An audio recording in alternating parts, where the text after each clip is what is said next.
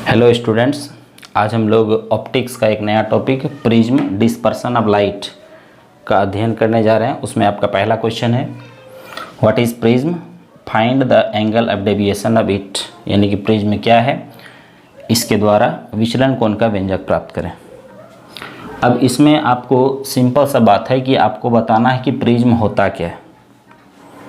तो आपको बता दें, प्रिज्म एक पारदर्शी माध्यम होता है, ठोस होता है। प्रिज्म एक पारदर्शी माध्यम होता है, ट्रांसपेरेंट मीडियम, ठोस होता है, सॉलिड, और यह एक विशेष आकार का बना होता है। और हम लोग प्रायः प्रिज्म को देखे हुए हैं।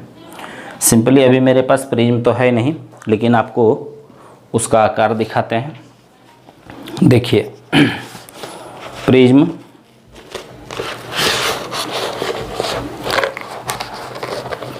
कुछ इस आकार का होता है। आप ज़रा ध्यान से देखिएगा, ये बीच में खाली लग रहा होगा, लेकिन ये पूरा भरा हुआ रहता है, सॉलिड होता है, यहाँ पर गैप नहीं होता है। तो इसमें सरफेस देखिए 1 2 3। इस सरफेस और इस सरफेस से काम नहीं के बराबर होता है। मुख्य रूप से इस 3 सरफेस से काम होता है। 3 में से भी तीनों का ज़रूरत नहीं है, किसी 2 का ही ज़रूरत है। आप लोग इसके पहले पढ़े हैं कांच के विषय में कि जब प्रकाश किरण उसमें प्रवेश करती है, कांच के सतह पर प्रवेश करती है, तो उसके अंदर जाने के बाद उसमें रिफ्रैक्शन का घटना होता है, अपवर्तन। या तो अभिलंब की ओर मुड़ती है या अभिलंब से दूर जाती है। लेकिन वही कांच अगर मोटा हो तो उसमें प्रकाश की किरणें 7 वर्णों में बट भी जाती है, उसमें यानी कि उससे कलर बाहर आने लगता है। और वही जो मोटा कांच होगा वही आपका प्रिज्म के तरह काम करेगा, और उसी के हिसाब से प्रिज्म को एक विशेष आकार में ढाला गया है। और इसमें निश्चित रूप से प्रिज्म का हर गुण इसमें प्रदर्शित होता है। तो देखिए, प्रकाश किरण किधर से आ सकती है, किधर जा सकती है। ध्यान से देखिए, अगर प्रकाश किरण इस सरफेस पर आपतित होती है, ये जो सरफेस है इस पर अगर आपतित होती है तो ये तो आपका पारदर्शी है। अगर इस पर आपतित होती है तो यहाँ से आने के बाद इस सरफेस से या इस सरफेस से निकलेगी। तो अगर इस पर किरण आएगी, इधर से निकलती है, तो इस दोनों सरफेस से ही प्रिज्म का काम होगा। इस पर आती है, इस तरफ से निकलती है, तो इस दोनों सरफेस द्वारा ही प्रिज्म का काम होगा। अगर इधर से आती है, इधर निकलती है, तो इस दोनों सरफेस से प्रिज्म का काम होगा। मतलब प्रिज्म के लिए कोई 2 सरफेस होना जरूरी है। और वह सरफेस कैसा है तो जरा ध्यान से देखिए, समतल सतह है। 2 समतल सतह किसी न किसी कोण द्वारा जुड़ा होता है। तो जब दो समतल सतह किसी कोण पर जुड़ा हो और इससे प्रकाश का अपवर्तन होता हो तो यह प्रकाश किरणें 7 वर्णों में बट जाती है, और यही प्रिज्म होता है। अब रही बात कि इसमें सर क्या ज़रूरी है कि 3 सरफेस होना ही चाहिए? नहीं, आपको 2 सरफेस से ही काम होना है। 2 सरफेस, या तो ये दोनों ले लीजिए, या तो ये दोनों ले लीजिए, या तो ये दोनों ले लीजिए। तब 3 क्यों है सर? इसका बनावट ही इस तरह बनाया गया है ताकि किसी भी 2 सरफेस से काम किया जा सके। तो कहने का मतलब है कि प्रिज्म क्या है? तो प्रिज्म एक सबसे पहले ठोस है। प्रिज्म एक ठोस और पारदर्शी माध्यम होता है। लिख भी दिए हैं, प्रिज्म एक ठोस और पारदर्शी माध्यम होता है जो किसी कोण पर 2 समतल सतहों द्वारा घिरा होता है। जो किसी कोण पर 2 समतल सतहों द्वारा घिरा होता है, यही प्रिज्म है। अब इस प्रिज्म में प्रकाश किरण जब आएगी तो मुड़ेगी, मुड़ने के बाद बाहर निकलेगी, तो उसमें विचलन होगा। अब उसी विचलन कोण का व्यंजक आपको प्राप्त करना है।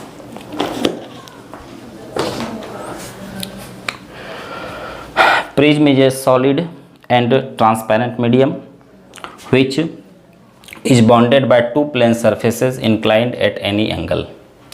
हिंदी में प्रिज्म एक ठोस और पारदर्शी माध्यम होता है जो किसी कोण पर 2 समतल सतहों द्वारा घिरा होता है या जुड़ा रहता है। अब आपको प्रिज्म देखिए बना रहे हैं।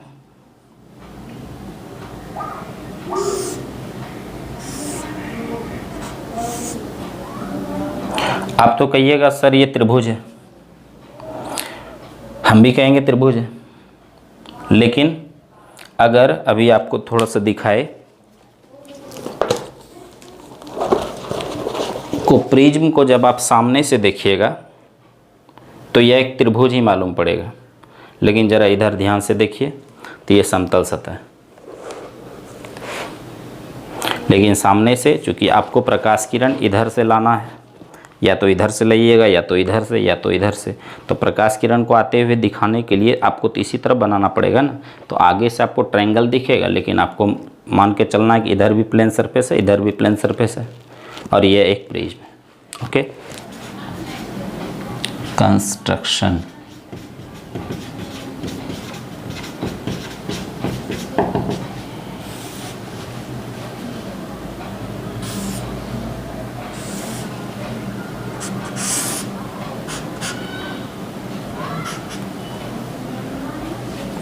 ये ट्रायंगल नहीं, यहाँ समझिएगा प्रिज्म है आपका।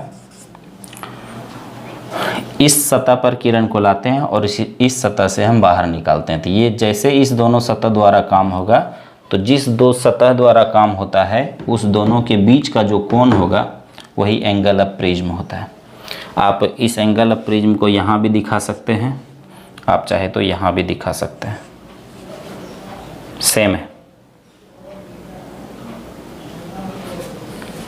प्रकाश किरण को लाते हैं, चलिए एंगल ऑफ प्रिज्म दिखाते हैं जिसको ए से सूचित करते हैं।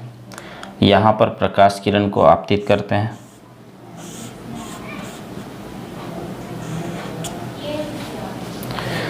अगर ये किरण को जरा ध्यान से देखिए, अगर यह सतह नहीं होता तो सीधे जाती इधर,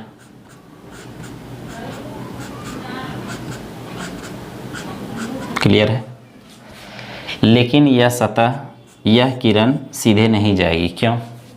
क्योंकि आपको बता दें ये एक पारदर्शी माध्यम में प्रवेश कर रही है। अब आप खुद बताइए, ये आपका रेयरर मीडियम और ये डेंसर मीडियम है क्या? बिल्कुल, ये विरल माध्यम और ये सघन माध्यम। और आपने पढ़ा है जब प्रकाश किरण विरल से सघन में जाती है, रेयरर टू डेंसर, तो वह अभिलंब की ओर मुड़ जाती है, अभिलंब की ओर मुड़ जाती है, टुवार्ड नॉर्मल।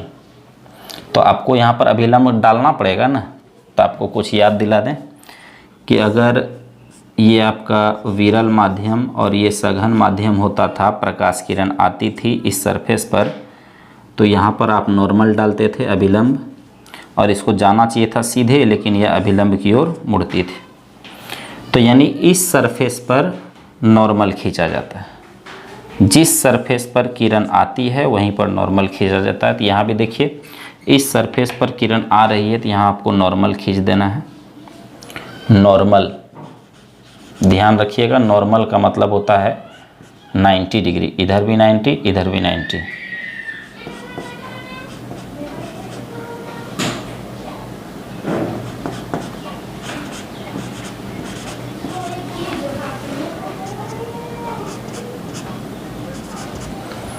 और फिगर बनाने के लिए सबसे अच्छा तरीका है कि आप अगर अभी पढ़ाई कर रहे हैं तो कॉपी निकाल लीजिए और जैसे जैसे हम खींच रहे हैं वैसे वैसे खींचते जाइए, बहुत सुंदर फिगर बनेगा।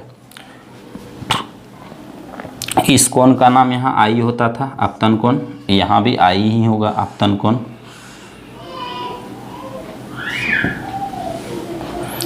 इस कोण का नाम आर होता था। ये प्रकाश किरण विरल से जा रही है सघन में।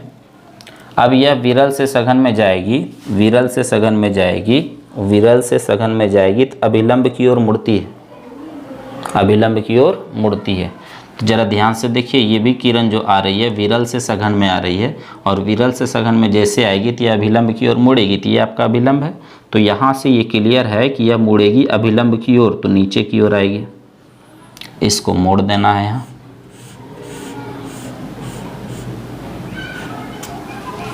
ये कोण आपका हो गया अपवर्तन कोण आर। क्लियर है? अब जरा ध्यान से देखिए, एक सरफेस का तो काम हो गया। अब प्रकाश किरण दूसरे सरफेस से बाहर निकलेगी, पहले बाहर से अंदर गई, अब अंदर से बाहर जाएगी। तो आप जानते हैं विरल से सघन में गई तो अभिलंब की ओर मुड़ी, और अगर फिर से सघन से अगर विरल में जाए, सघन से विरल में, तो यह अभिलंब से दूर जाएगी, अभिलंब से दूर। फिर यहाँ देख लीजिए सघन से विरल, सघन से विरल मतलब अभिलंब से दूर। फिर यहाँ पर नॉर्मल खींचना पड़ेगा ऐसा कि इधर भी 90 डिग्री, इधर भी 90 डिग्री।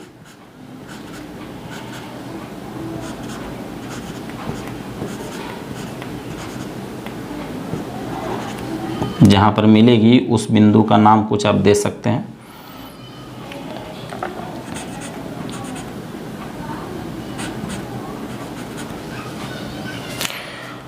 अब ये देखिए सघन से विरल, सघन से विरल मतलब अभिलंब से दूर। जाना चाहिए था इसको सीधे, लेकिन यह अभिलंब से दूर, अभिलंब से दूर, अभिलंब से दूर।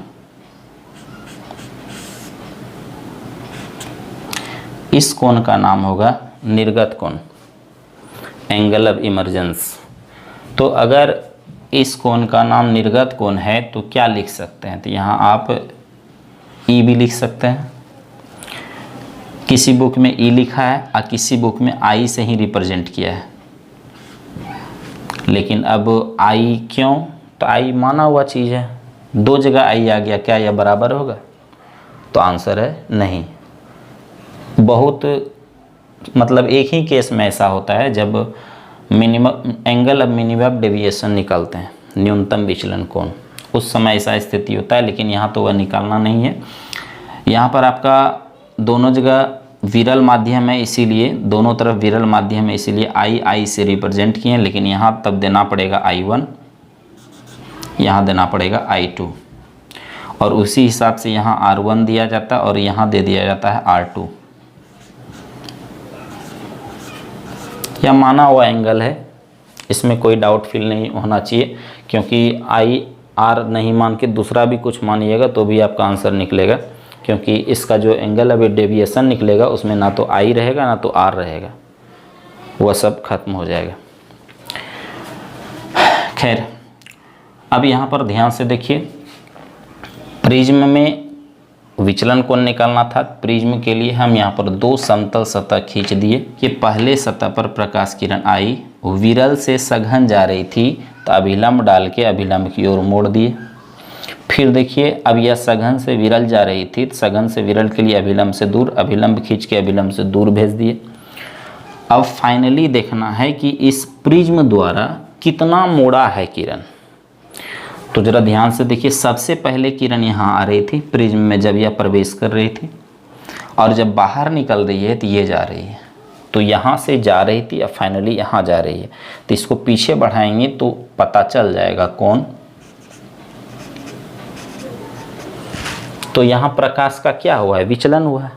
तो जब प्रकाश किरण जब अंदर प्रवेश कर रही है और फाइनली जब बाहर निकल रही है सबसे अंतिम में, तो उसके बीच का ये कोण मिल रहा है, और ये कोण आपका कहलाएगा विचलन कोण, जिसको डेल्टा से सूचित करते हैं, विचलन कोण। Any problem? ओके। अब आपको क्वेश्चन जो कह रहा था पहले प्रिज्म क्या है उसके विषय में डिफाइन कर दिए। अब आपको क्वेश्चन कह रहा था विचलन कोण का मान निकालने, तो विचलन कोण भी आपको दिख रहा है। अब आइए विचलन कोण को निकालने के लिए कुछ बिंदु का नाम मानना पड़ेगा। ले लेते हैं। सबसे पहले प्रिज्म का नाम देते हैं P, Q, R। यहाँ देते हैं M, मतलब नहीं M, यहाँ N दे दीजिए, यहाँ O, यहाँ O डैश। इस कोण को भी कुछ मान लीजिए, थीटा मान लेते हैं।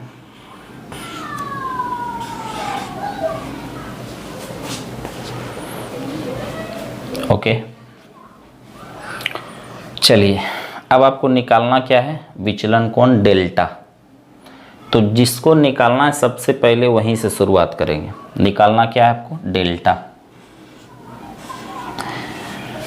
डेल्टा भाई साहब के ही पास जाएंगे और वही कुछ ना कुछ बताएगा जिससे कि आगे काम होने वाला है। अब डेल्टा के पास जाएंगे तो डेल्टा से कोई ना कोई चीज़ तो मिलना ही है, ये तय है। अब क्या मिल सकता है? तो डेल्टा देखिए बना किससे किससे, ये लाइन और ये लाइन। हाँ, अब आगे कुछ भी करेंगे वर्क, उससे पहले आप फिगर को पूर्ण रूपेण बना लिए होंगे, अगर नहीं बनाए तो बना लीजिए। आगे देखिए, आपको ये डेल्टा निकालना है जो कि इस लाइन और इस लाइन से मिलकर बना है। इस दोनों लाइन से आगे तो कुछ नहीं मिल रहा है, लेकिन इस दोनों लाइन को अगर पीछे बढ़ाइएगा तो कुछ ना कुछ मिलेगा। इसको अगर पीछे बढ़ाइएगा तो ये आपको M बिंदु मिलेगा, इसको आगे बढ़ाइएगा तो N बिंदु मिलेगा। तो इसको पीछे बढ़ाने पर, इसको आगे बढ़ाने पर एक त्रिभुज जरूर मिल रहा है, और उस त्रिभुज का देख लीजिए नाम MON। MON डेल्टा निकालना था, ये यहाँ मिला और ये यहाँ मिला, त्रिभुज का नाम मिला MON। तो लिखेंगे इन ट्रायंगल MON, त्रिभुज MON में। अब इस त्रिभुज को आप अगर ध्यान से देखिए, इसमें यह बाह्य कोण है, एक्सटर्नल एंगल, और किसी भी त्रिभुज का बाहरी कोण अंदर के दोनों कोण के जोड़ के बराबर होता है। किसी भी त्रिभुज का बाहरी कोण अंदर के दोनों कोण के जोड़ के बराबर होता है। अगर इसका प्रूफ देखना है तो सिंपल सा हम यहाँ पर एक वर्क कर देते हैं।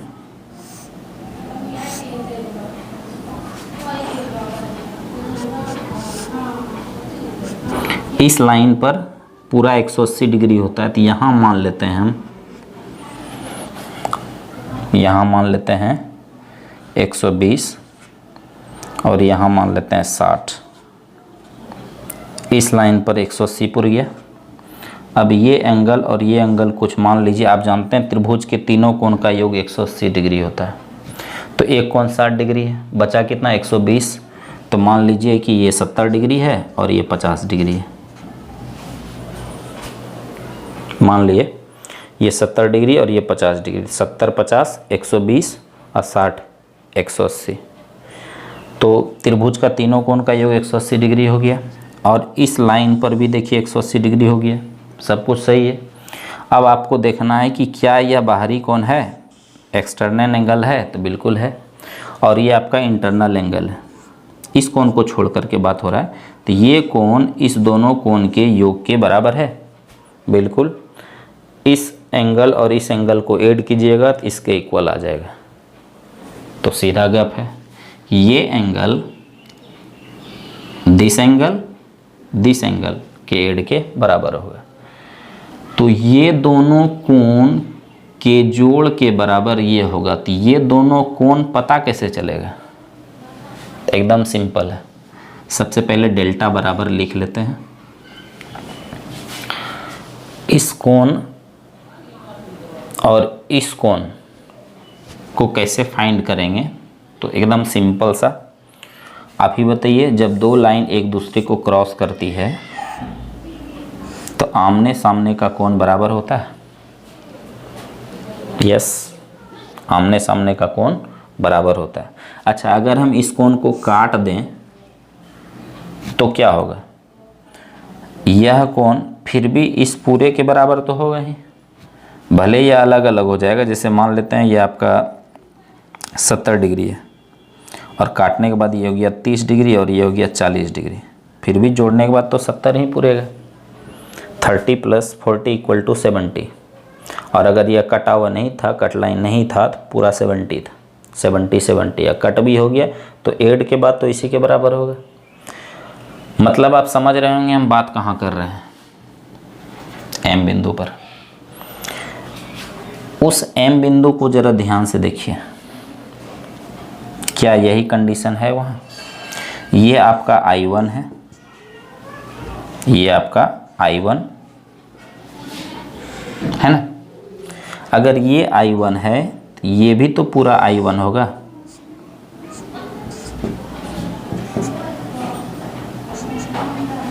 अगर ये I1 है तो इसके बराबर तो ये पूरा एंगल होगा, तो I1, ये I1 तो ये भी आपका पूरा हो गया I1, ये पूरा हो गया I1,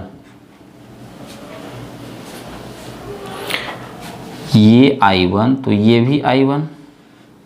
लेकिन आपको तो ये चाहिए ना, आपको ये चाहिए। तो ये निकालने के लिए क्या करना पड़ेगा, इस पूरे I1 में R1 को घटा देंगे तो ये एंगल पता चल जाएगा। इस पूरे I1 में R1 को घटा देंगे तो ये एंगल बचेगा। मेरा कहने का मतलब है, आप जान रहे हैं कि पूरा है आपका 70 डिग्री, ये 70 डिग्री है और ये है आपका 40 डिग्री, तो ये कितना बचेगा, तो इसमें इसको घटाइएगा ना, 30 डिग्री बचेगा। उसी तरह ये I1 है तो ये भी पूरा I1, इसमें ये R1 है, I1 में R1 घटा देंगे तो ये बच जाएगा। इसका मतलब है कि ये एंगल का नाम होगा I1 minus R1, I1 minus R1, I1 minus R1। और अगर किसी को तकलीफ़ हो तो इसके बगल में आप लिख सकते हैं, यहाँ पर हैपन दे दीजिएगा और लिखिएगा I1 minus R1। Okay, I1 minus R1। यही कंडीशन यहाँ भी है N बिंदु पर।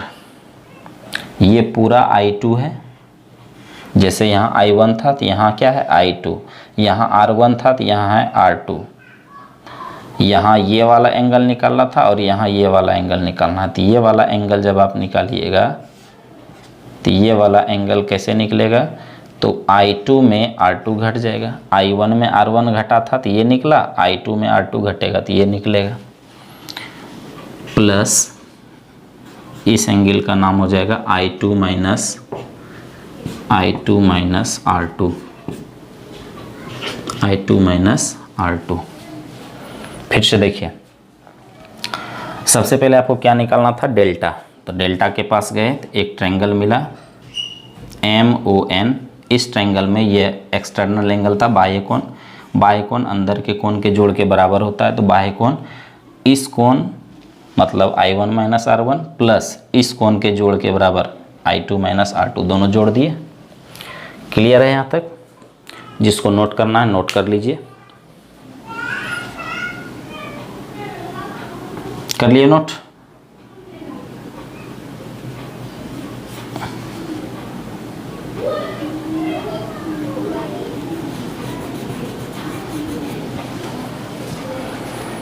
चलिए इसको इक्वेशन मान लीजिए फर्स्ट। अब देखिए, जैसे आप इस एंगल ऑफ डेविएशन के विषय में काम किए, ये त्रिभुज, इस एंगल ऑफ डेविएशन से ये त्रिभुज मिला।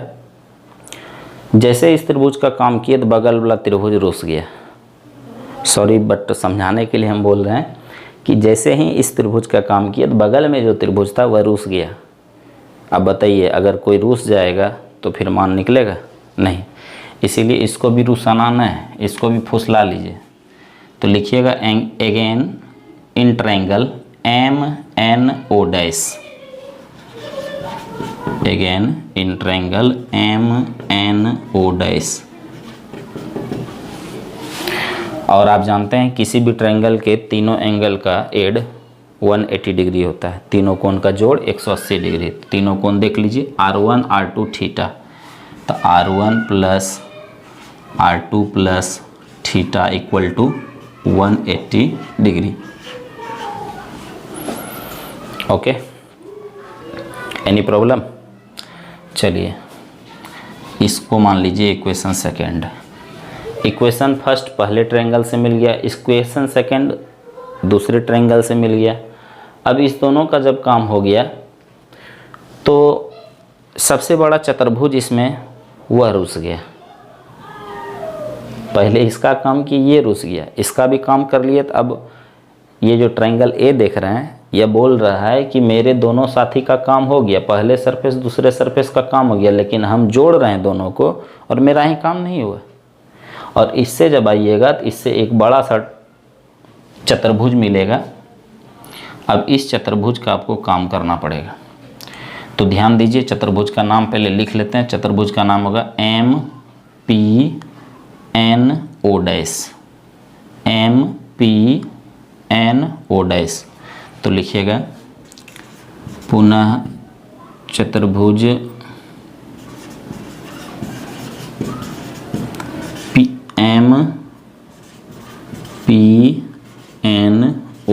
सरफेस में। अब इस चतुर्भुज में आपको पता होगा किसी भी चतुर्भुज के चारों कोण का योग 360 डिग्री होता है। अगर इसके चारों कोण का योग कर दें तो कितना होगा 360 डिग्री। तो आइए कोण देखते हैं कहाँ कहाँ मिलता है। सबसे पहले M के पास पहुँचिए, तो M में आप बताइए ये कोण कितना होगा, क्या यह 90 डिग्री होगा? क्या यह 90 डिग्री होगा? आप याद कीजिए जब ये किरण आई थी तो इस सरफेस पर ये नॉर्मल है, और जैसे इस सरफेस पर ये नॉर्मल है तो इसका मतलब है इस सरफेस पर ये नॉर्मल है। इसका मतलब इधर भी 90 डिग्री, इधर भी 90 डिग्री, इधर भी 90 डिग्री, इधर भी 90 डिग्री। तो M पर जब आते हैं तो इस लाइन और इस लाइन ये आपका नॉर्मल है, इसके बीच का कोण 90 डिग्री पुर जाएगा। तो लिख दें, चलिए 90 डिग्री प्लस इस एंगल का नाम A प्लस फिर N पर आइए, फिर यहाँ भी देखिए इस सरफेस पर ये नॉर्मल है तो ये भी 90 डिग्री होगा। क्लियर है? 90 डिग्री अब प्लस इस एंगल का नाम थीटा इक्वल टू कितना 360 degree. Equation third.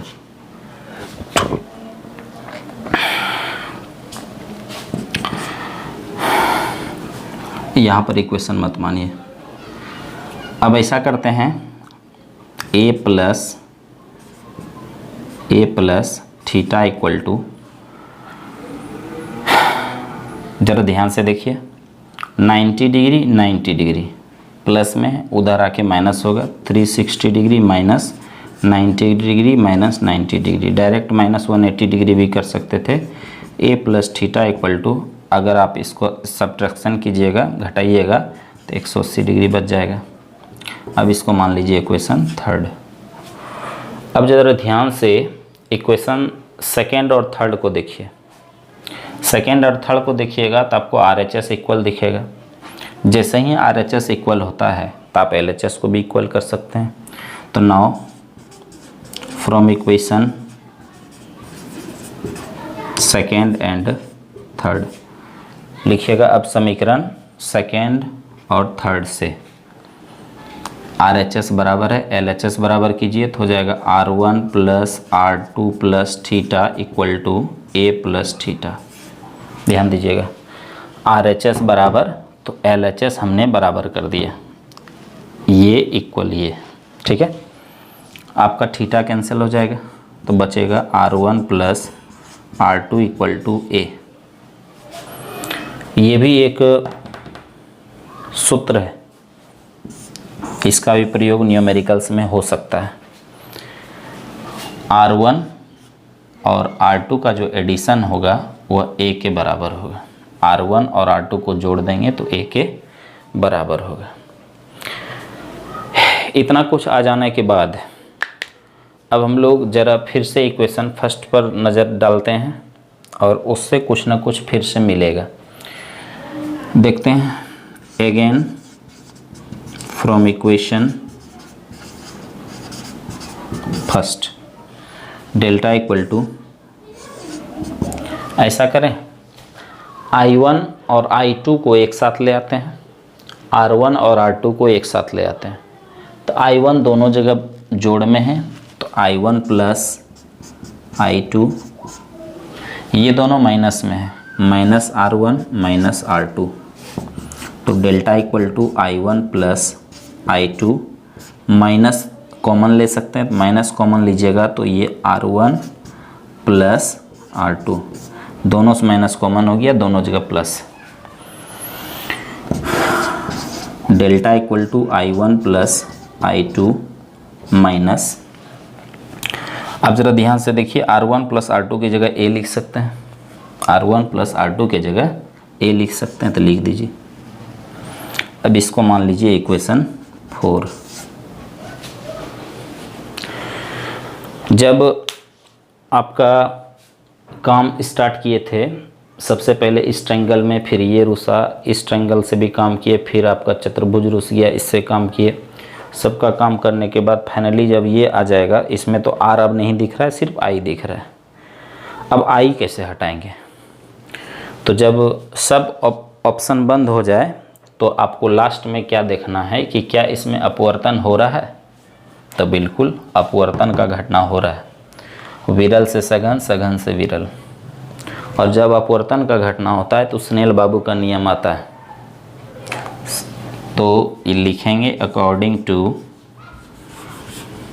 Now according to Snell's law. अब स्नेल के नियम के अनुसार लिख लीजिएगा, अब स्नेल के नियम के अनुसार, तो आपको याद होगा म्यू इक्वल टू होता है sine i by sine r. अगर आई और आर छोटा हो तो, अब छोटा क्यों मानेंगे? तो आपको बता दें, यह जो वर्क फंक्शन जितना भी होगा इसमें हम लोग काम करेंगे, प्रिज्म ज़्यादा मोटा लेकर के नहीं काम किया जाता है, प्रिज्म पतला लेकर के काम किया जाता है, उससे सारा वैल्यू स्पष्ट होता है। तो अगर यहाँ आप देख लीजिएगा कि यदि आई और आर का मान, यदि आई और आर का मान अल्प हो तो, if the value of I and R is very small, then sin I आपका लगभग बराबर हो जाएगा I का कितना बार किए हैं, एंड sin R लगभग बराबर हो जाएगा R का। अब जो लोग इस चीज़ को नहीं ध्यान से पढ़े हैं तो अभी याद रखिएगा कि अगर इसका एंगल अल्प होगा, तो छोटा सा एग्जांपल, अगर यहाँ 0 डिग्री कर दें तो साइन 0 डिग्री, एंगल 0, मान भी 0 होता है। तो लगभग अगर ये बहुत छोटा होगा तो लगभग 0 के आसपास का घटना होगा, तो ऐसे स्थिति में एंगल ही मान के बराबर होता है। तो साइन आई के बराबर, साइन आर के बराबर लगभग। अगर ऐसा करते हैं तो म्यू बराबर हो जाएगा साइन आई के जगह आई बटे साइन आर के जगह आर, साइन आई के जगह आई और साइन आर के जगह आर।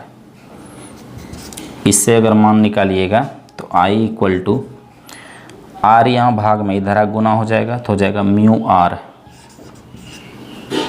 इसी प्रकार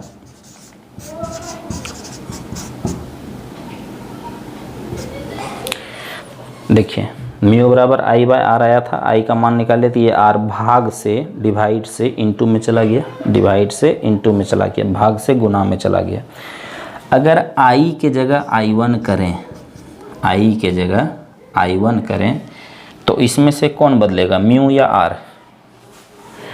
तो म्यू होता है अपवर्तनांक, तो प्रिज्म के इस हिस्से का, इस हिस्से का, इस हिस्से का, चूँकि सब तो एक ही पदार्थ का बना होता है तो म्यू नहीं बदलेगा, म्यू जो है वही रहेगा। लेकिन आर, जैसे यहाँ पर आई की जगह I1 कीजिएगा, अगर ये बदलेगा तो ये भी बदलेगा। तो अगर यहाँ I1 करते हैं तो यहाँ R1 होगा, तो I1 के लिए R1 एवं I2 करते हैं तो R2। Any problem? I equal to mu r, जैसे यहाँ 1 लगाएंगे तो यहाँ भी 1 आ जाएगा, ये नहीं बदलेगा क्योंकि जिस पदार्थ का ये पूरा प्रिज्म बना हुआ है उसका अपवर्तनांक बदलेगा नहीं। तो यहाँ 1 तो यहाँ भी 1, और यहाँ 2 तो यहाँ भी 2, 1 1 देख लीजिए, 2 2। चलिए अब इसका वैल्यू इक्वेशन 4 में आप रख सकते हैं। तो लिखेंगे नाउ